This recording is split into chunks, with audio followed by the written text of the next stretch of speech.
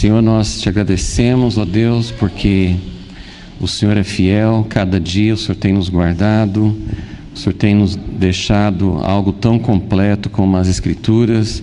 Nós nunca cansamos de examiná-las, de ver coisas novas. Sabemos que cada dia, se nós dermos espaço para Ti, o Senhor tem coisas novas para nos mostrar, não coisas novas para ajudar nosso desejo só de novidade em si, mas são coisas novas porque são reais, são aplicáveis, têm a ver com a nossa vida hoje.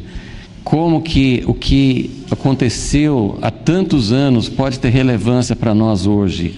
É maravilhoso, Senhor. Nós não estamos nem tocando na superfície daquilo que existe aqui, mas aquilo que o Senhor tem nos mostrado, tem nos ajudado a entender a situação da igreja hoje. Ó Deus, quantas coisas aconteceram naquela época que se repetem hoje e nós não aprendemos porque não temos buscado em Ti, Senhor, a resposta, ó Deus, o significado dessas experiências. Por isso, Senhor, nós estamos aqui querendo realmente que o Senhor corrija os nossos passos, que o Senhor corrija o rumo da igreja. Queremos que esse tempo aqui não seja só um tempo gostoso para nós aprendermos, queremos que seja um tempo em que o Senhor tenha, ó Deus, liberdade para nos mostrar e para nos guiar de maneira muito viva e real hoje. Esse é o nosso desejo, ó Deus, que a Tua palavra tenha relevância e aplicação para todo o Teu povo hoje, Senhor. Esse é o nosso desejo, em nome de Jesus. Amém. Ok, seguindo então em 2 Crônicas 25, nós já iniciamos isso domingo passado, falando sobre esse período, esse reinado de Amazias, e uma das partes principais, a história principal do reinado dele foram duas guerras, né? Uma contra Edom e outra contra Israel. Então, Amazias, a história dele tem, como a gente falou, assim, tem muitas coisas aconteceram, foram vários anos de reinado. Ele reinou 29 anos, né? Mas nesses 29 anos muitas coisas não foram registradas. E a gente sempre toca no ponto assim, né? Na minha vida, na sua vida, quantas coisas vão ser registradas? Às vezes nem bom e nem ruim, né? Nem foi registrado, né? Não teve importância nenhuma, mas algumas coisas são registradas porque são importantes. Esses pontos estão mais ou menos como no esboço, tá? Não é muito diferente, mas eu queria colocar aqui para ir seguindo, para vocês poderem ir acompanhando, né? Mas no esboço da folha 45 tá mais ou menos assim também. Só mudei às vezes o nome um pouquinho, mas é a mesma sequência. Então, domingo passado a gente viu que para Deus, o reinado no Velho Testamento, que aponta para o reino de Deus hoje, então nós aprendemos algo sobre como é o reino de Deus, como que ele é estabelecido. É bem diferente do que no Velho Testamento, porque no Velho Testamento havia uma nação chamada Israel, eles tinham um rei, era uma nação, em alguns sentidos, não era para ser como as outras nações, mas era uma nação organizada como outras nações da época. No início não era para ter rei, mas depois eles fizeram um rei como as outras nações. Mas Israel deveria ser diferente de todas as outras. Tem várias formas de democracia, de governo, né? Nós chamamos democracia, tem tirania, tem monarquia, tem vários tipos de governo. E o governo de Deus em Israel chamava-se teocracia, que era Deus governando, Deus reinando. Só que por isso que quando o povo pediu a Samuel para colocar um rei, Deus falou: vocês estão me rejeitando, porque até agora era uma teocracia. Ele não usa essa palavra, né? Mas era uma teocracia. Quando Samuel ficou chateado, Deus falou assim: não fique chateado você não. Não é você que eles estão rejeitando, eles estão me rejeitando. Porque tinha juízes, mas os juízes deveriam governar no lugar de Deus. só como representantes, e o verdadeiro governante seria Deus. Então, tudo que acontece em Israel tem a ver com essa simbologia que Deus estava mostrando, que Ele queria estabelecer um reino na terra e como deveria ser esse reino. Agora, evidentemente, muita coisa não foi do jeito que Deus queria. Então, nem tudo, por exemplo, essa história de Amazias, é claro que nós não podemos dizer, olha como Deus queria fazer. Amazias governou e venceu essa batalha, então nós vamos mostrar aqui que não foi assim que Deus queria. Ele era o rei, Amazias era um rei, indicado por Deus, prometido por Deus, da descendência de Davi, mas, como nós já comentamos, ele serviu a Deus, ele fez coisas certas, mas não como Davi, e outro texto fala, não com coração íntegro. Então, tudo que nós estamos vendo, nos 4 reis, nós estamos no segundo, né? Vai ter 4 reis na sequência, que a avaliação é a mesma de todas. O pai de Amazias, Joás, depois Amazias, depois Uzias e depois Jotão. Os 4 tiveram a mesma avaliação. Eles foram reis bons, mas não como Davi, não de todo o coração. Aí fica comparando. Amazias foi bom, mais ou menos como o pai dele. Nós já vimos que o pai dele não foi completamente bom, né? Não foi 100% bom, então Amazias foi como ele. E essa avaliação, como eu tenho falado, para mim é estranho. A gente lê as escrituras, a gente não encontra muito na Bíblia essa assim, você pode ser bom, você pode ser mal e você pode ser mais ou menos. Alguém conhece um texto no Novo Testamento que Deus fala sobre mais ou menos? Ele usa um outro termo, vocês lembram disso? No último livro da Bíblia, né? A carta, a última igreja, né? A última das 7 igrejas, ele fala assim, vocês não são nem bons, né, quentes, nem ruins, frios, vocês são mornos. E ele dá a ideia ali de que era preferível, a ideia não, ele fala explicitamente, eu queria que vocês fossem ou quentes ou frios. Em outras palavras, é melhor ser frio, porque se você é frio, você reconhece que é frio, você sabe que tem que mudar, tem mais esperança para uma pessoa que é fria do que uma pessoa que é morna. Então, essa qualificação para mim é morno. Amazias é morno, Joás é morno. Você faz a avaliação final da vida dele, coisas boas, coisas ruins, mais ou menos, né? Então, nós vamos ver essa história aqui, já falamos um pouco sobre ela, nós vamos ver essa história aqui dessa guerra. Como é que você avalia? Amazias fez o que era certo? Ele fez o que era errado? É difícil de avaliar. Eu falei mais na semana passada, querendo mostrar a aplicação do Novo Testamento, a chave do Novo Testamento, dessa questão de que Deus queria um reino, Israel. Tudo bem, Deus queria mostrar, através de Israel, como é que era o reino dele. Então, ele tinha um reino, uma teocracia, Israel. Quando o povo estava alinhado com Deus, eles ganhavam domínio sobre outras nações. Ou seja, né, nós podemos mudar esse termo, o reino se expandia. Não é isso que Deus quer?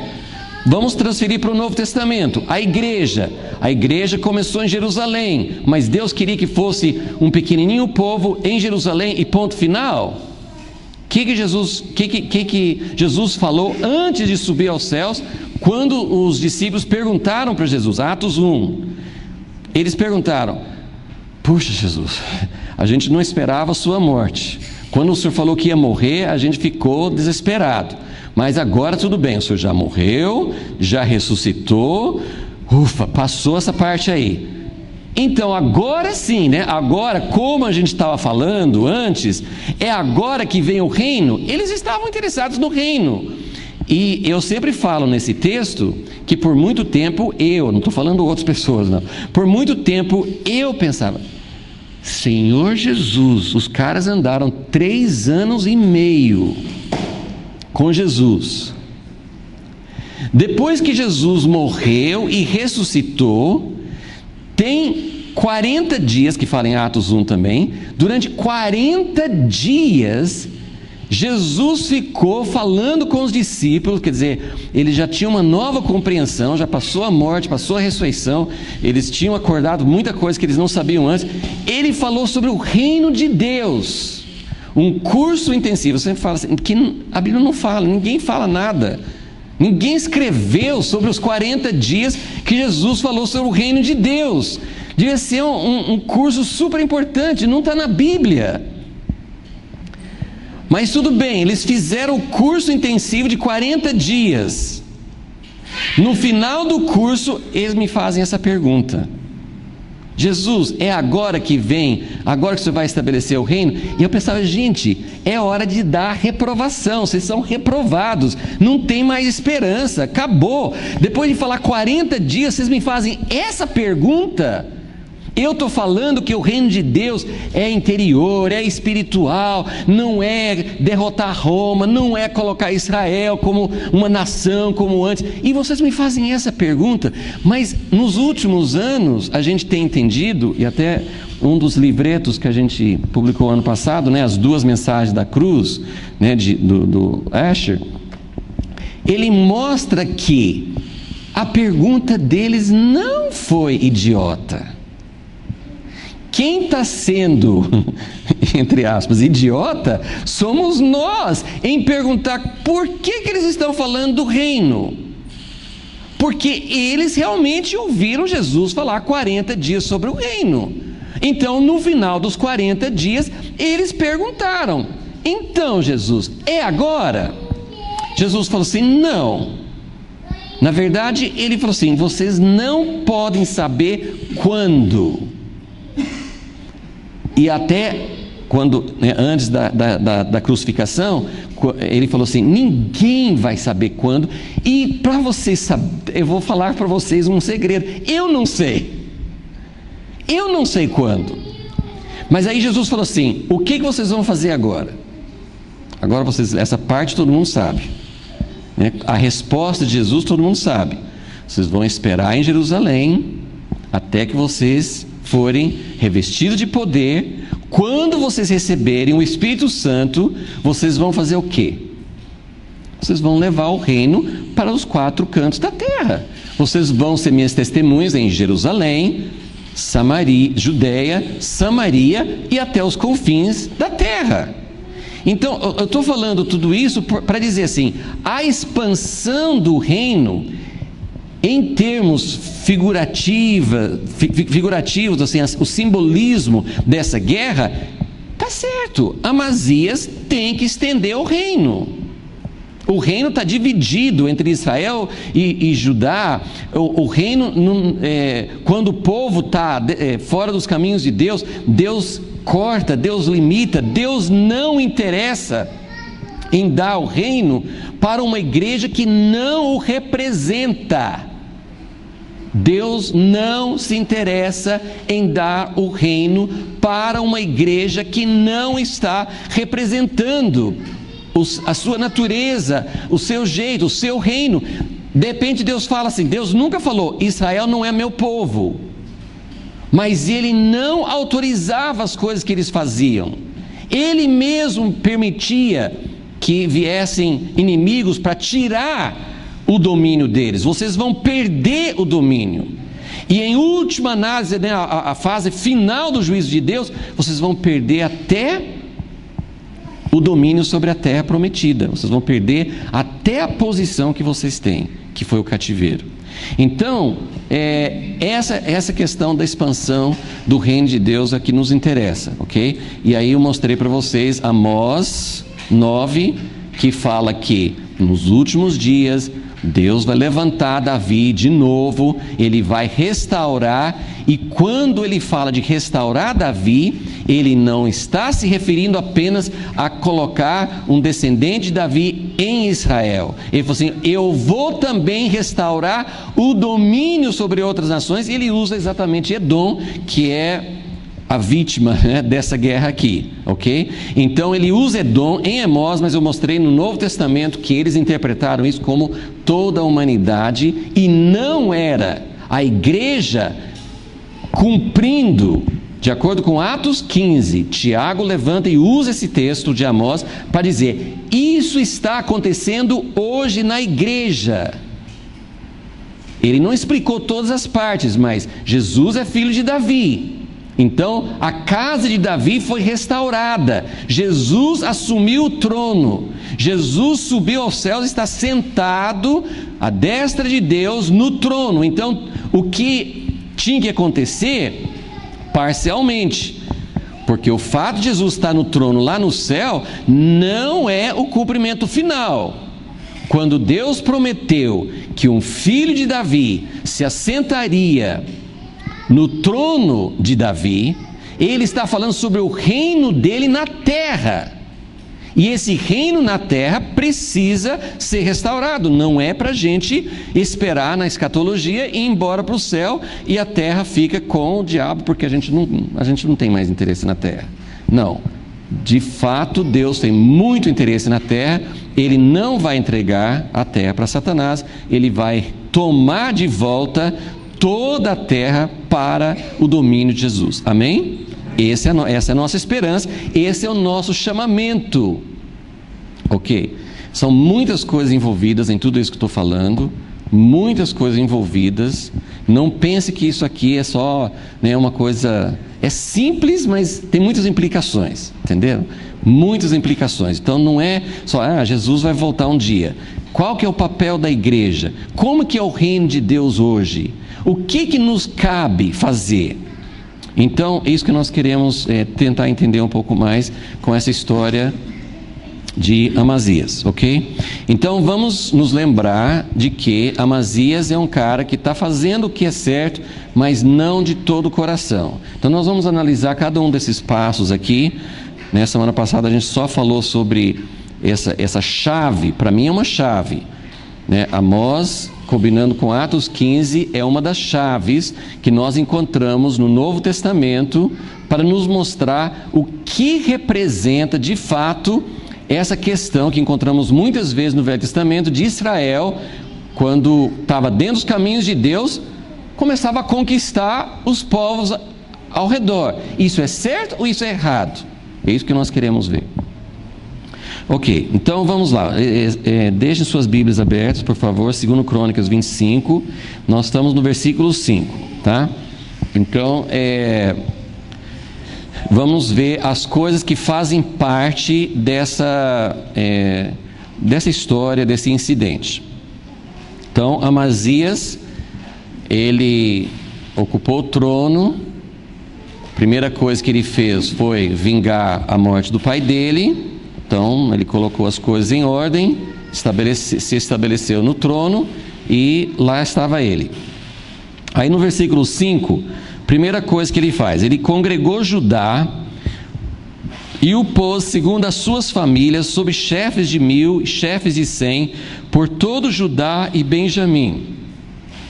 Eu já expliquei isso, mas assim, as 12 tribos de Israel, às vezes a gente faz confusão, porque a própria Bíblia assim, fala de Judá sozinho, mas e os números são, né, são 12 tribos, mas das 12 tribos, uma é Levi, que não tem herança. Mas José, que foi um dos 12 filhos de Jacó, teve 2 filhos, Efraim e Manassés, que cada um tinha uma possessão, aí voltou para 12. Estão acompanhando? Então eram 12, incluindo Levi, mas Levi não é contado quando repartiu a terra, ele não tinha herança.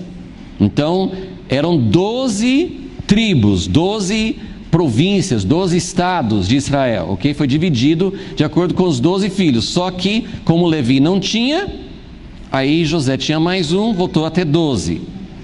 Só que nessas 12 também faz muita confusão. Por quê? Porque Simeão, que é um dos 12, a parte dele era como se fosse uma parte dentro, como Brasília fica, não sei se dá para comparar assim, mas como Brasília fica dentro de Goiás, Simeão não era capital de nada, mas Simeão ficava dentro de Judá. e na verdade a gente nunca mais ouve falar de Simeão separado. Então Simeão meio que sumiu. E quando houve a cisão, né, a divisão entre Roboão, né, e Jeroboão, os dois que dividiram o povo de Deus, aí falaram assim, ficaram 10 tribos contra uma. Mas cadê? Uma? Não, na verdade era Judá e Benjamim. Benjamim está sempre junto com Judá. E Simeão nem se fala dele mais. Então, na verdade, as 10 tribos eram 9. Tá? Então, é muito confusão. Eu não espero que você lembre disso por muito tempo, mas é meio confuso, mas é uma coisa mais simbólica. Deve ter significados maiores sobre isso, mas pelo menos a ideia é essa. Então, Judá e Benjamim, eles eram parte do mesmo reino, ok? Então, Amazias, só que assim, sempre é citado. Benjamim sempre é citado, Simeão não é citado, mas Benjamim sempre é citado. Benjamim foi significativo, tem várias coisas de Benjamim. Que o primeiro rei Saul era de Benjamim. E qual que era o outro significado? Quem conhece a Bíblia, Benjamim tem uma importância enorme, porque ele nos deu uma pessoa que se chama Paulo, Saulo, né? Até parece, né? Saul, Saulo, né? Parece que era o mesmo nome. Paulo veio da tribo de Benjamim. Então não vamos desprezar Benjamim. Benjamim quase, no livro de Juízes, Benjamim quase foi exterminado, né? Como tribo, né? Então ele fez uma organização militar. Ele pôs, segundo as suas famílias, sob chefes de 1000, chefes de 100, por todo Judá e Benjamim. Então os numerou de 20 anos para cima, achou 300.000 escolhidos que podiam ir à guerra e sabiam manejar lança e escudo. Uma coisa, só vou falar de passagem, mas é uma coisa muito importante que a gente sempre deve notar. No deserto e aqui na Terra Prometida, muitas e muitas vezes, você pode ver que a nação de Israel era organizada por tribos, que na verdade eram filhos de Jacó, então era uma coisa que veio da família, mas eles, dentro de cada tribo, eles eram organizados por famílias. Então eu não vou parar nesse tema, mas é muito importante. Família na Bíblia tem toda a importância do mundo. A família é que reflete a trindade, família, né, em Efésios 3, por isso me dobro diante de Deus, Pai de todas as famílias da terra. Então, para Deus, Ele olha para a humanidade em famílias. As famílias são importantes. A igreja nunca deveria ser uma instituição, ela deveria ser um ajuntamento de famílias. Toda a organização do povo de Deus é feita por famílias. No Velho Testamento, bem biológico, famílias naturais. No Novo Testamento, Deus usa as famílias naturais, mas Ele também usa famílias espirituais. Então é muito importante entender esse significado. Aqui nós estamos falando sobre guerra. O que guerra tem a ver com família? Mas toda a organização do exército é feita por famílias. Então a família é muito importante, nossa família individual é importante, mas a família estendida, formando famílias da fé, isso é o que Deus quer. Se não tem famílias, como que Amazias ia organizar? Eles não tinham regimentos, eles não tinham outra forma de organizar. Como é que eles faziam a organização? Chame todos os chefes de família. Chefe de família naquela época era o avô ou o bisavô. Era o ancião da família. Uma pessoa mobilizava um monte de famílias, porque todos eram ligadas por parentesco. Então era muito interessante essa organização por famílias, e isso Deus continua querendo isso, ok? Agora, o que nós queremos ver? Amazias, ele está começando o reinado dele. Primeira coisa que ele faz vamos nos preparar para a guerra. Ele organiza todo mundo para estar pronto para a guerra. Isso era uma coisa certa ou uma coisa errada? Eu vou mostrar rapidinho para vocês, eu não quero tomar muito tempo, mas eu só quero mostrar rapidamente para vocês 2 reis anteriores a ele, reis bons, foram os últimos reis antes de Amazias, que foram realmente do jeito que Deus queria, segundo o coração de Davi, rei Asa e o rei Josafá. 2 reis, como é que eles fizeram? Eles também fizeram isso? Quando eles assumiram o trono, eles prepararam a nação para a guerra? Eles estavam preocupados com guerra? Vamos lá, só bem rápido, eu nem vou poder ler o texto todo, mas eu queria que vocês vissem. Segundo Crônicas, o mesmo livro, capítulo 14.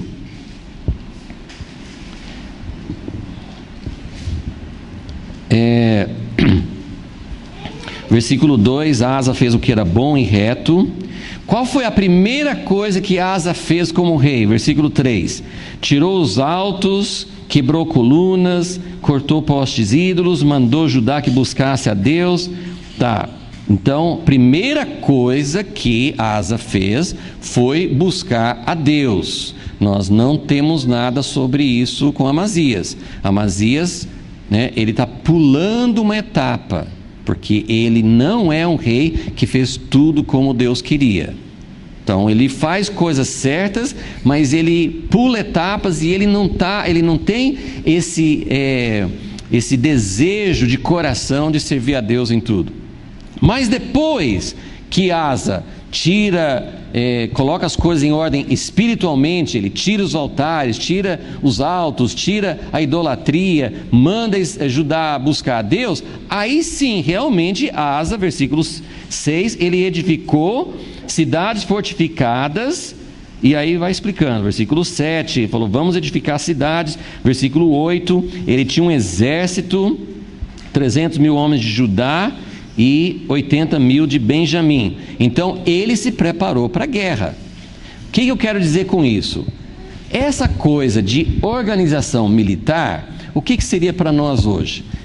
É mobilização da igreja. Não é para ficar todo mundo simplesmente vivendo sua vida, plantando suas lavouras, vivendo uma vida normal. O rei tem uma função. O rei Asa, ele mobilizou a nação para a guerra. Ele não sabia o que viria pela frente, mas ele falou assim, nós precisamos estar preparados. Então a guerra, a mobilização era importante. Quantos homens nós temos? Todo mundo está preparado, todo mundo tem espada, nós estamos preparados para enfrentar, nós estamos preparados para fazer a vontade de Deus. O reino de Deus não é uma coisa estática.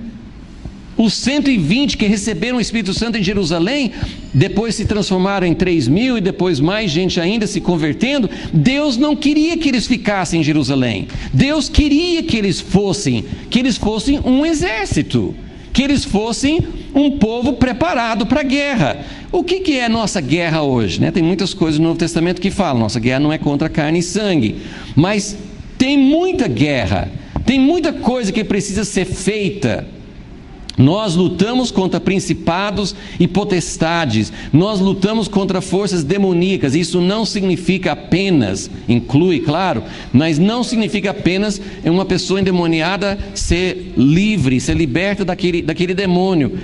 Isso faz parte, mas existem outras coisas que fazem parte da nossa guerra. E como eu mencionei rapidamente domingo passado, nós estamos lutando contra ideias. Aí fala em 2 Coríntios 10, nós temos que derrubar fortalezas. Nós temos que derrubar fortalezas na mente. Nós temos que derrubar conceitos. Nós temos que lutar contra as coisas que estão influenciando esse mundo em que nós vivemos. Nós temos chance de eliminar da terra, antes de Jesus voltar, de eliminar todas as ideias, filosofias e pensamentos errados? Não, mas nós somos chamados como Israel para lutar, e tem possessões perto de nós, tem lugares perto de nós que nós precisamos realmente retomar. A igreja perdeu muito terreno. A igreja hoje não é relevante no mundo, nos países cristãos, Europa, que foi a sementeira do cristianismo. Cristianismo? Ninguém dá crédito ao cristianismo. Nas Américas, nos Estados Unidos, no Brasil, o cristianismo está cada vez menos importante, principalmente em termos de ideias, em termos de pensamento. O nosso pensamento é irrelevante. Nós estamos falando sobre uma coisa, eu não estou dizendo que eu acredito nisso, mas assim, é tão separado que a igreja está falando que Deus criou o mundo em 7 dias, como diz em Gênesis. O mundo, isso é totalmente absurdo. Não existe isso. E dali vai para frente. Então, eu estou dando isso só como exemplo. A igreja perdeu a sua influência. E a influência que nós temos, muitas vezes, não é a influência de Deus. Nós temos alguma influência. A igreja em alguns países, como o Brasil, que hoje tem uma população evangélica significativa, sem falar dos católicos, qual a influência nossa na política? Tem uma bancada evangélica. Tem uma bancada evangélica. O que eles estão fazendo? O que eles estão fazendo? Nos Estados Unidos, o que eles estão fazendo? Eles são um elemento. Quem acompanha as primárias, as coisas que estão acontecendo nos Estados Unidos, os evangélicos, eles têm peso lá. Eles estão influenciando. Mas é uma influência boa? Você olha para as pessoas que falam que são cristãos, os candidatos, você vê neles um padrão moral, você vê neles alguém que... Eu não estou dizendo que não tem ninguém, por favor, não me entenda mal. Eu não estou dizendo que não tem ninguém. Eu gostaria de descobrir alguns que eu pudesse, gente, ali tem alguém. E eu acho que se procurasse, provavelmente acharia. Eu não estou dizendo que não tem. Talvez tem pessoas que não tenham filiação evangélica. Talvez sejam católicos, talvez sejam pessoas que não pertencem a nada, mas que representam mais Deus do que essas pessoas que são alinhadas, ou filiadas, pode ser, Então, gente, a gente precisa entender, eu estou falando isso, o que é a influência da igreja hoje. Então, em primeiro lugar, só para confirmar isso, eu não vou demorar, mas no capítulo 17, só para confirmar, Josafá, filho de Asa, ele também, quando começou o reinado dele, capítulo 17, ele se fortificou, versículo 1, ele pôs tropas em todas as cidades fortificadas de Judá. Então, Asa tem uma sequência. Primeiro ele buscou a Deus, primeiro ele pôs o altar, primeiro ele limpou de coisas erradas. Isso é a primeira coisa. Se a igreja não for purificada, se a igreja não for limpa dessas coisas que estão ocupando o lugar de Deus na igreja, se nós não tirarmos a idolatria de homens, se nós não tirarmos a idolatria de diversos tipos, do próprio materialismo, se a igreja não se manifestar como realmente o povo que busca a Deus e não a outros ídolos, não adianta mobilizar a nação para a guerra, tá? Então esse é um princípio. Josafá até começa falando, a primeira coisa fala sobre tropas e fortificações e tal, mas no versículo 3 e 4 mostra que ele estava buscando a Deus de todo o coração. Então essa foi a diferença. Então eu só queria mostrar, organização militar é preciso. O que isso significa para nós? Mobilização, prontidão para enfrentar o mundo, prontidão para estender o reino de Deus. A igreja está apática, a igreja está acomodada, a igreja está parada. Eu estou falando de quem? Deles? Não, estou falando de nós, estou falando de mim. Nós estamos realmente acomodados. Então precisa disso. Organização militar, precisamos ser mobilizados, precisamos ser levantados por Deus, mas não adianta fazer isso sem buscar a Deus, sem tirar os altares e os deuses falsos, ok? Então essa foi a primeira parte. Então ele não estava errado em mobilizar Israel, em mobilizar Judá. Ele não estava errado, mas ele pulou uma etapa. A Bíblia não fala sobre buscar a Deus, ok? Agora, a segunda coisa que ele fez, no versículo, voltando para 2 Crônicas 25. Então, agora é versículo 6. Também de Israel tomou o soldo 100.000 homens valentes por 100 talentos de prata. Eu acho que eu mencionei isso domingo passado, mas eu quero reforçar. Então, ele achou que os números eram poucos. Ele precisava de mais gente. Quem conhece um pouquinho de Deus no Velho Testamento sabe que Deus não trabalha desse jeito. Tem exemplos, Gideão com 300, Josafá enfrentando Josafá enfrentando exércitos muito maiores. Deus, ele até parece que ele gosta de um combate desigual, desproporcional. Ele gosta disso, né? Ele gosta de mulheres estéreis que não podem ter filhos. Ele gosta de exércitos que não têm condições de enfrentar o inimigo. Ele gosta disso. Por quê? Porque as pessoas vão buscar dependência dele, não achar que são capazes sozinhos. Então, esse negócio aí de buscar ajuda de Israel, está claro aqui. Tem algumas coisas nessa história, e eu tento fazer isso, eu não sei se em algum momento eu esqueço, mas assim, eu procuro sempre falar, isso aqui a Bíblia é clara em dizer. Quando a Bíblia não é clara em dizer, eu tento lembrar sempre de falar, gente, essa aqui é a minha opinião, eu não posso afirmar. Tem coisas que a Bíblia não avalia, não passa julgamento, né? Mas a gente busca mesmo assim uma resposta através de outros textos e do contexto geral. Mas esse de buscar gente de Israel foi claramente contrário a Deus, porque Deus teve que mandar um profeta, número 3, para falar com Amazias sobre esse negócio de Israel. Então, antes de falar do profeta, vamos pensar aqui juntos. Em primeiro lugar, Israel poderia ser um aliado, porque afinal de contas, Israel é do povo de Deus também. Eles estão separados por causa do reino dividido, mas eles são povo de Deus.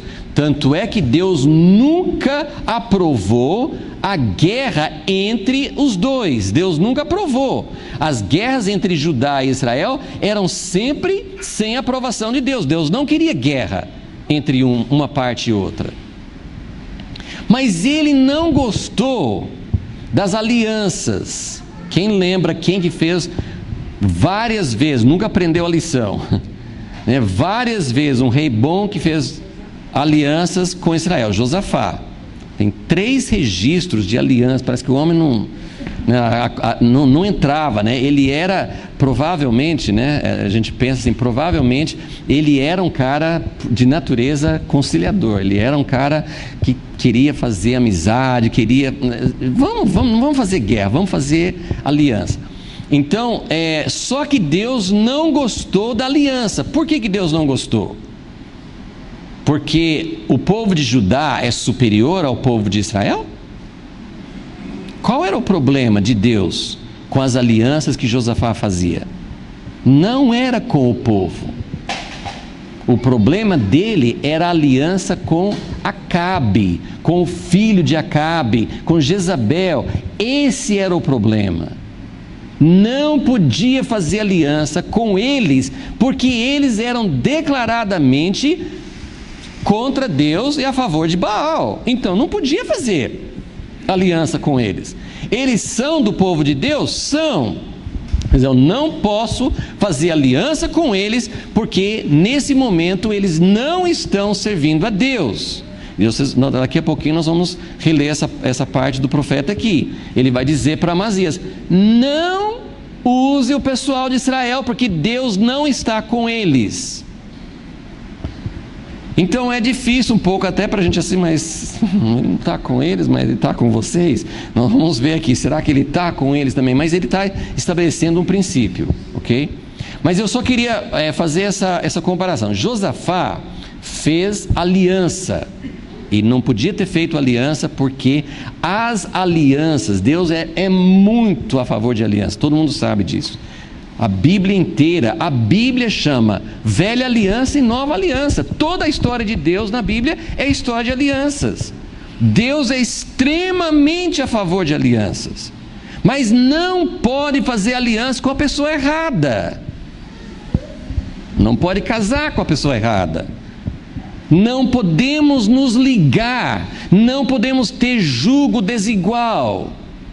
É muito difícil entender isso.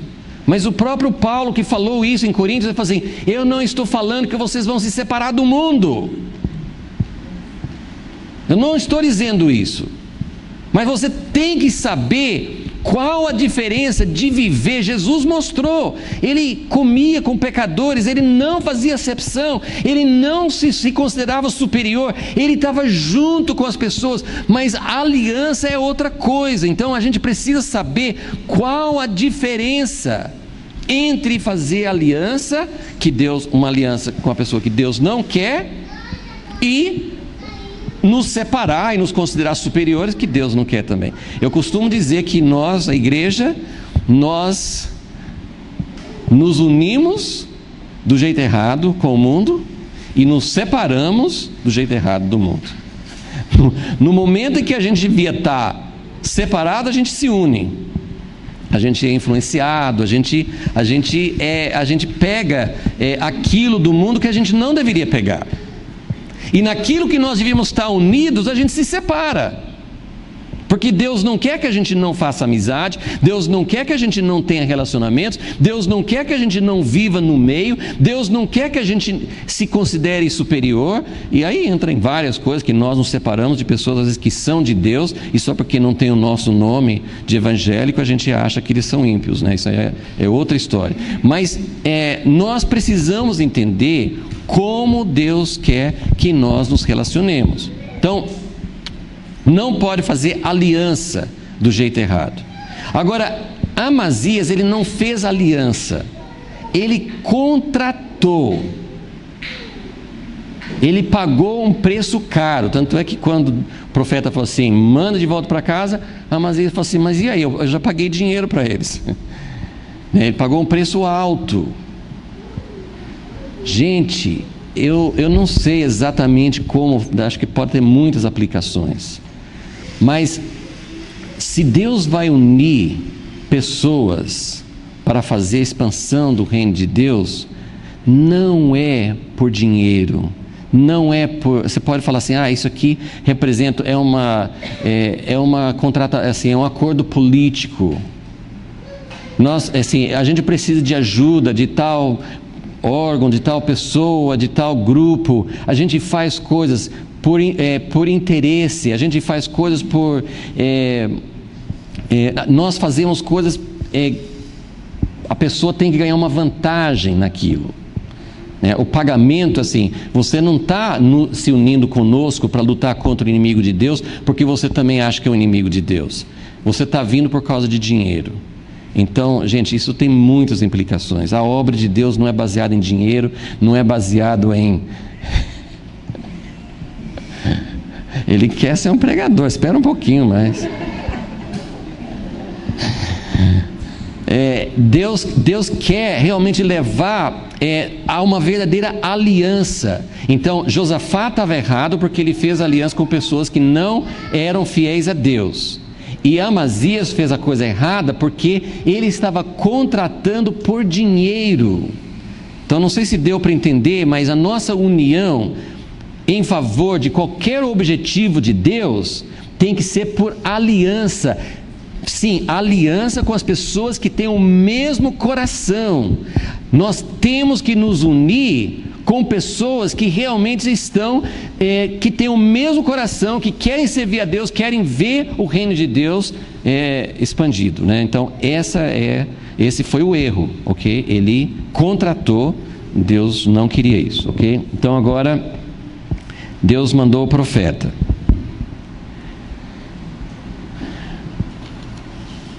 Às vezes, isso aqui são coisas que a gente nunca vai saber explicar muito, mas às vezes nós fazemos as coisas sem pedir a direção de Deus. Edom é um povo ímpio, nós temos que conquistar esse povo. Eles se revoltaram contra nós, nós temos sim. Eu não preciso orar sobre isso. Certo ou errado? Errado. Não era, ele sabia que esse era o desejo de Deus, ele não pediu direção de Deus. Agora o profeta veio não para falar, não vá à guerra. Isso aí é uma coisa que a Bíblia não explica, não sei. Por que Deus não falou? Essa guerra, a hora que a gente chega aqui nos resultados, vocês vão ver, essa guerra não produziu um resultado bom. Nenhum. Então, estava errada, essa guerra estava errada. Só que deu certo. Ele teve vitória na guerra. Ele esmagou os edomitas. Matou 10.000 na batalha, e os 10.000 que ele pegou vivos, ele despedaçou no penhasco. Deu certo. Sabe o que é uma conclusão muito séria? Nem tudo que dá certo significa aprovação de Deus. Deu para entender? Nem tudo que dá certo significa aprovação de Deus, como também nem tudo que não dá certo significa que Deus não está com você, porque existem coisas que aparentemente não estão dando certo e não significa que Deus não está dirigindo, ok? Então é muito sério isso, porque nós às vezes avaliamos a aprovação de Deus. Não, está dando certo, Deus está comigo, deu certo, né? Eu nem pedi a aprovação de Deus, ou eu pedi e Deus não fez nada, né? Essas coisas nunca podem ser reduzidas a regras que valem para toda situação, mas aquela situação assim, Deus, se o Senhor estiver de acordo com o meu plano, então não faça nada, deixa eu indo. Agora, se estiver errado, fecha a porta na minha cara. Nem sempre Deus vai fazer isso. Ele pode tratar você como Balaão. Você, já que você quer ir, vá. Vai dar errado, mas você não está querendo ouvir, então vá. Então, eu não sei, que a Bíblia não fala exatamente o que aconteceu, assim, se Deus gostaria de ter falado com Amazias, não vá para a guerra, mas ele não perguntou. Mas uma coisa, por alguma razão, Deus fez uma intervenção. E falou assim, ele chegou, o profeta, não tem o nome dele, o profeta chegou aqui no versículo 7, certo homem de Deus veio a ele e disse, ó rei, não deixes ir contigo o exército de Israel, pois o Senhor não é com Israel, a saber, com os filhos de Efraim. Ainda que vás e lutes valentemente na batalha, Deus te fará cair diante do inimigo, pois Deus tem o poder para ajudar e para fazer cair. Bom, gente, existe um grande assunto complexo que é a soberania de Deus, né? Se tudo que acontece, na verdade, foi Deus que queria que acontecesse daquela forma, né? Eu não creio assim. Então, primeiro deixa eu só falar um pouquinho sobre o profeta, depois eu vou tocar nessa questão. Deus falou através do profeta, Deus, de alguma maneira, Amazias tinha algo de bom nele, que Deus estava querendo impedi-lo de fazer uma coisa errada. Porque se não fosse isso, talvez Deus não dissesse nada. Por isso que eu quero dizer assim, quando nós seguimos o nosso caminho, e não estamos com o coração íntegro, realmente querendo saber o que Deus pensa, Deus pode permitir, mas isso não significa que é Deus. Deu para entender? Então nós precisamos realmente ser muito sérios com Deus. Deus, o Senhor quer mesmo? O Senhor está feliz com isso? Deu certo, mas é o que o Senhor queria? Nós precisamos fazer essa pergunta. Agora, em algumas situações, assim, nunca existe uma regra, Deus sempre faz daquele jeito. Em algumas situações, mesmo sem Amazias perguntar, Deus mandou um profeta para ele. E falou assim, olha, tem uma coisa errada que você está fazendo. Mande este exército de Israel embora. Porque mesmo que você vá e lute com todas as suas forças, você vai cair. Porque Deus pode fazer você cair e ele pode fazer você ganhar. Então isso entra um pouco nessa questão. Tudo que acontece é porque Deus queria, tá? Nós vamos só dar um toque nisso, porque não tem resposta para essa pergunta, não tem resposta. Tem respostas nos livros de teologia, mas resposta na Bíblia não tem para isso, tá? Não tem uma resposta final sobre isso. Mas como eu sempre tenho falado, eu não acho que por não ter resposta, eu deixo isso de lado. Nós temos que buscar, porque alguma coisa tem nas Escrituras. Alguma coisa Deus quer nos mostrar, ok? Mas primeiro, só queria deixar essa questão aqui, que aliás é um dos poucos pontos positivos desse rei Amazias, que nessa hora ele atendeu a voz do profeta. Ele atendeu. Então o profeta veio, falou com ele, falou: cuidado, não leve esse povo com você. Mas aí ele perguntou: mas como é que eu faço? Eu paguei um valor alto. E aí o profeta respondeu. Agora, essa história, ela tem umas implicações, tem uns desdobramentos meio confusos. Pelo seguinte: quanto ao dinheiro, o profeta falou assim: não se preocupe com o dinheiro. Mas Deus, como que o Senhor pode ter permitido eu dar esse dinheiro? Você me perguntou antes? Você me perguntou? Você perdeu dinheiro porque você não me perguntou. Então Deus veio e fez uma intervenção. Ele não fez antes porque Ele não perguntou antes. Mas por algum motivo que a gente não entende plenamente, Ele fez essa intervenção agora, mesmo sem perguntar. Então tem coisas que a gente não sabe explicar.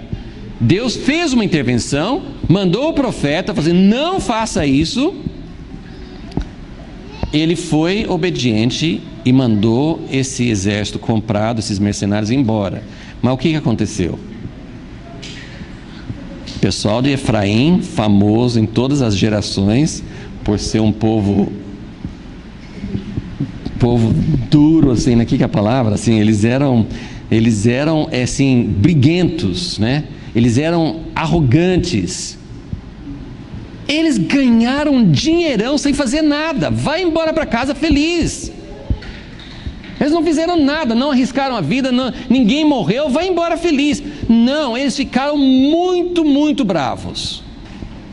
Ficaram muito bravos e fizeram uma coisa que Amazias perguntou: e o dinheiro? Mas teve uma outra coisa que aconteceu. Versículo 13: enquanto isso, os homens das tropas que Amazias despedira, para que não fossem com ele à peleja, deram sobre a cidade de Judá, desde Samaria até Bet-horon, feriram deles 3.000 e saquearam grande despojo. Eles mataram 3.000 de Judá, saquearam, fizeram um grande estrago.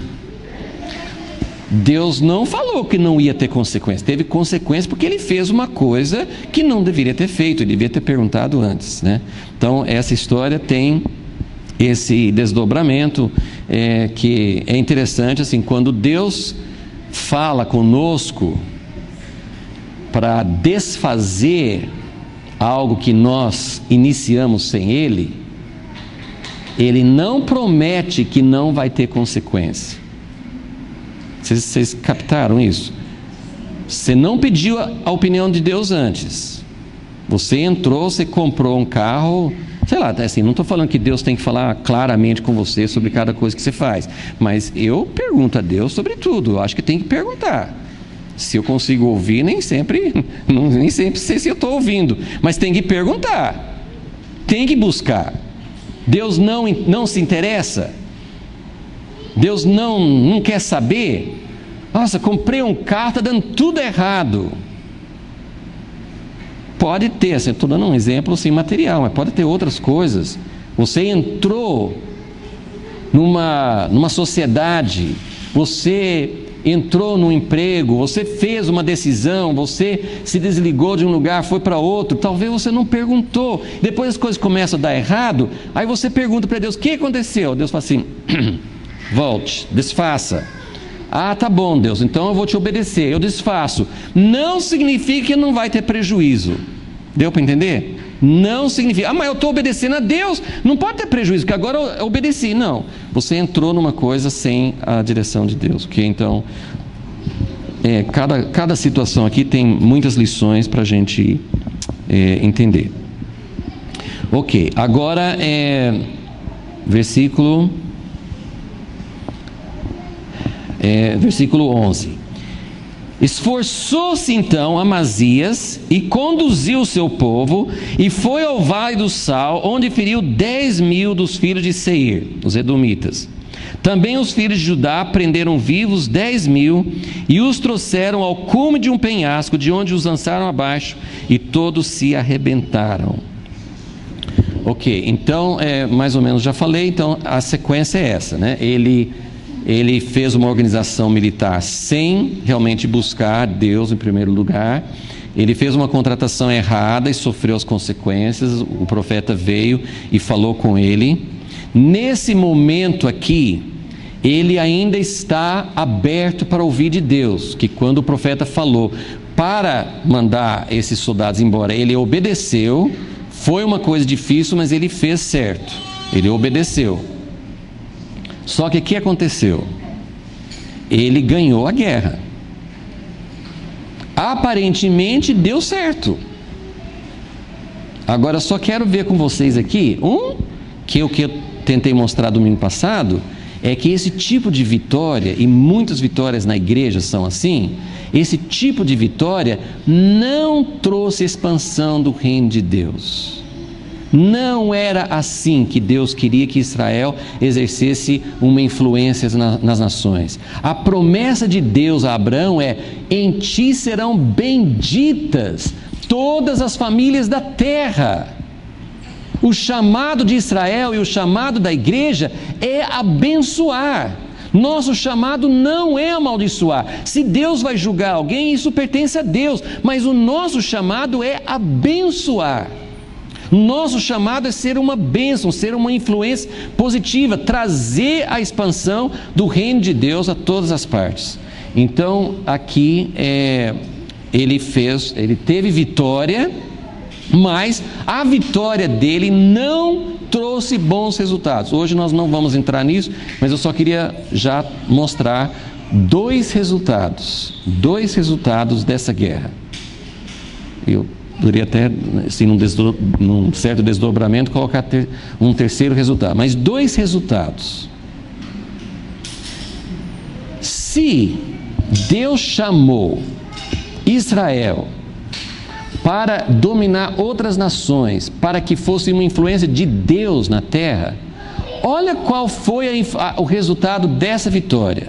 Além de matar 20.000 pessoas, se os primeiros 10.000 fossem por causa da guerra, e se fosse uma guerra de Deus, poderia até pensar, não, tudo bem, mas ele pegou 10.000 prisioneiros que não tinha razão nenhuma de matar e matou de uma forma terrivelmente cruel.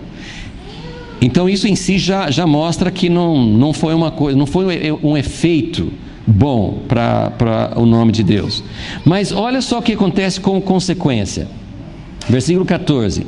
Quando Amazias voltou da matança dos edomitas, ele trouxe consigo os deuses dos filhos de Seir, tomou-os por seus deuses, prostrou-se diante deles e queimou-lhes incenso.